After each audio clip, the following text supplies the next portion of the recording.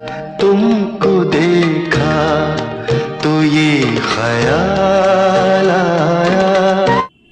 आज की इस वीडियो में मैं बात करने वाली हूँ अपने ज़माने की जानी मानी अभिनेत्री दीप्ति नवल की। क्यों जिंदगी की राह में मजबूर हो गए। जिनके लिए फिल्म साथ साथ में फारूक शेख ने एक बड़ा ही मीठा गीत गाया था।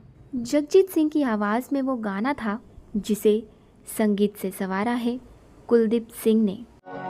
प्यार मुझसे जो किया तुमने तो क्या ये तेरा घर ये मेरा घर किसी को देखना होगा। पर्दे पर दीप्ति नवल को पहली बार जब दर्शकों ने देखा होगा तो शायद यही कहा होगा कि ताजगी से भरा एक चेहरा, और वो भी एक आम सा चेहरा, घरेलू सा चेहरा।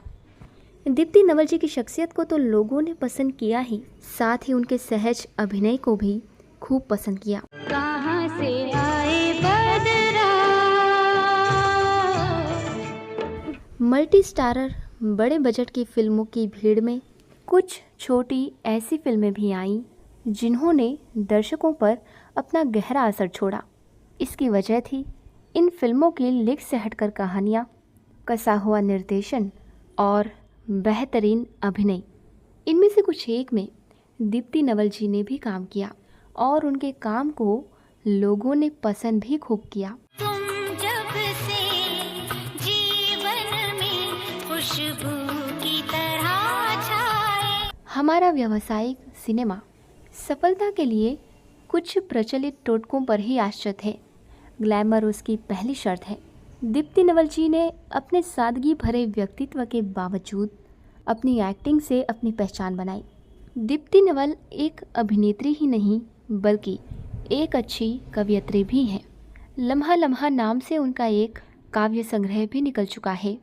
इससे उनकी संवेदनशीलता का भी पता चलता है। बड़े बजट की फिल्मों में अभिनय का दीप्ति नवल को हालांकि ज़्यादा मौका नहीं मिला। उसके पीछे व्यावसायिक सिनेमा की अपनी बंदिशें और शर्तें भी हो सकती हैं जो एक संभावनाओं से भरे कलाकार को आगे बढ़ने से रोक देती हैं। लेकिन इस बात से कतई इनकार नहीं किया जा सकता कि दीप्ति जी के अभिनय में गहराई भी है और अपने चरित्र के विभिन्न श्रेष्ठ को उभारने की कला भी है, और इसीलिए उनकी पहचान भी है। होगा कोई जादूगर, होगा कोई झालिया। दीप्ति नवल जी के हिस्से फिल्में बेशक अनगिनत ना ही हों, लेकिन जितनी भी फिल्में उन्होंने की, यानी जितनी भी फिल्मों में उन्होंने अभिनय किया, अभिनेत्री के रूप में अपनी एक अमिट छाप ज़रूर छोड़ी।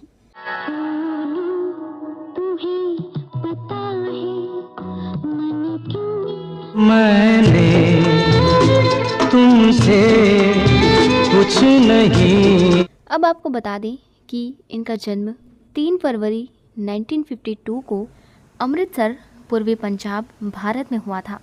बाद में वो न्यूयॉर्क चली गई क्योंकि उनके पिता को सिटी यूनिवर्सिटी ऑफ न्यूयॉर्क में शिक्षण की नौकरी मिल गई थी।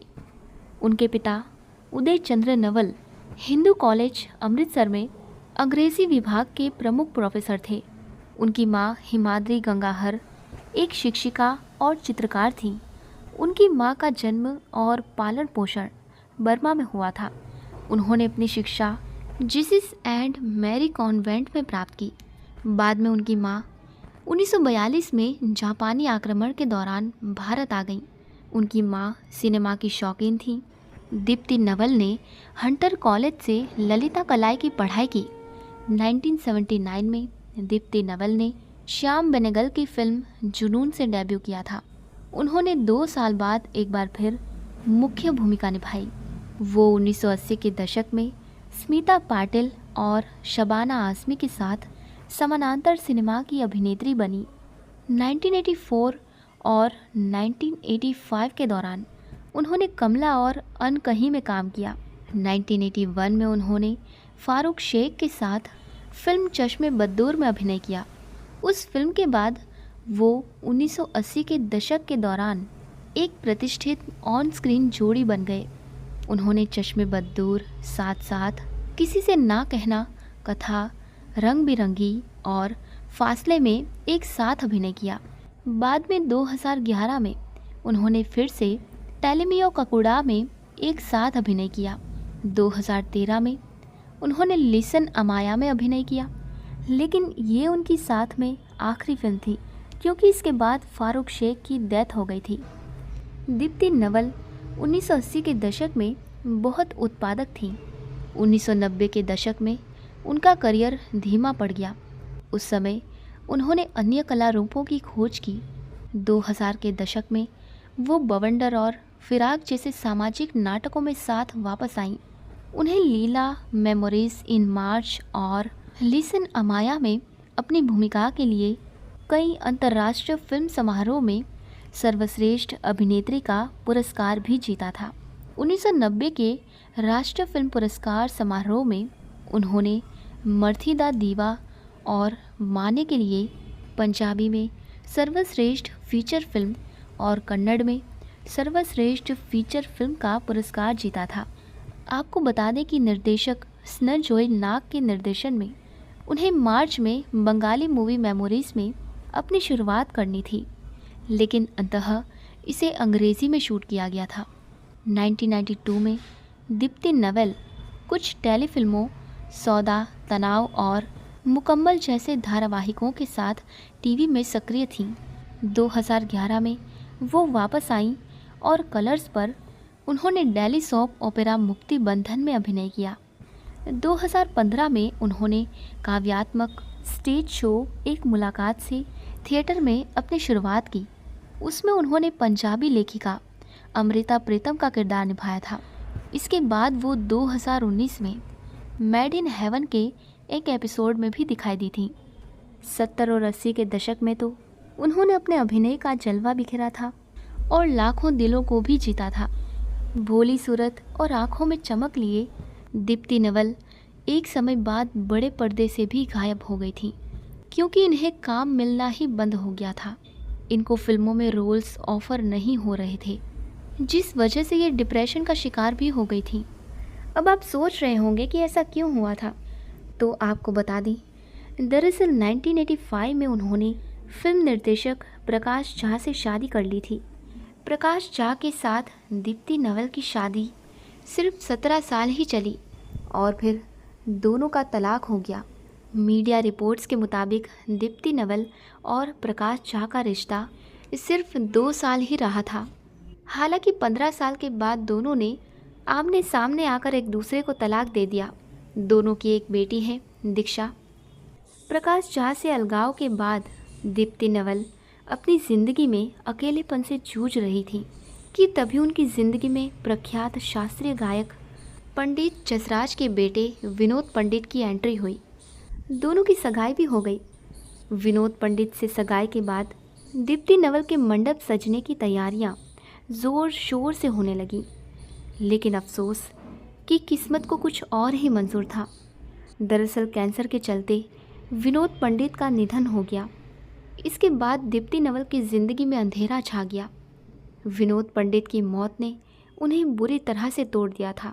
दीप्ति नवल ने किसी तरह हिम्मत जुटाकर हालातों को स्वीकार किया और एक बार फिर एक्टिंग की तरफ रुख किया। विनोद पंडित की मौत के बाद दीप्ति नवल ने शादी नहीं की। वो अपनी बेटी के साथ ही ज़िंदगी जी रही हैं। दीप्ति नवल को दोस्तों 17 मई की देर रात सीने में तेज़ दर्द होने लगा था। इसके बाद चंडीगढ़ के फोर्टिस अस्पताल में उन्हें दाखिल कराना पड़ा था। वहाँ उनकी एंजियोप्लास्टी की गई थी। इस बारे में दीप्ति नवल ने खुद एक इंटरव्यू में बताया था। उन्होंने कहा था, मुझे 17 अक्टूबर की देर रात को हिमाचल प्रदेश के मनाली में एंजाइना अटैक आया था, मगर मनाली व आसपास आधुनिक सुविधा वाला कोई अस्पताल नहीं होने के चलते मुझे चंडीगढ़ के अस्पताल में दाखिल कराया गया था। यहाँ पर मेरी सर्जरी हुई और अब मैं दोबारा से अपने पैरों पर खड़ी हो गई हूँ। अस्पताल में मेरी अच्छी देखभाल की गई, जिसके लिए मैं मेरा इलाज करने वाले डॉक्टर जसवाल का तहे दिल से शुक्रिया अदा करना चाहूँगी। दीप्ति नवल ने अपनी बीमारी और इलाज के बारे में और विस्तार से बात करने से इनकार करते हुए कहा था कि इस मौके पर वो इससे ज़्यादा कुछ नहीं कहना चाहेगी। अस्पताल से डिस्चार्ज किए जाने संबंधी सवाल पूछे जाने पर दीप्ति नेवल ने कहा था, मुझे आज अस्पताल से छुट्टी मिल जाएगी। डिस्चार्ज लेने के बाद मैं 3-4 दिन चंडीगढ़ में ही रुकूंगी और फिर बाद में मनाली वापस लौट जाऊंगी। दीप्ति नेवल फ़िलहाल ठीक है दोस्तों, और अभी भी वो कुछ ना कुछ करती रहती हैं, पेंटिंग वगैरह।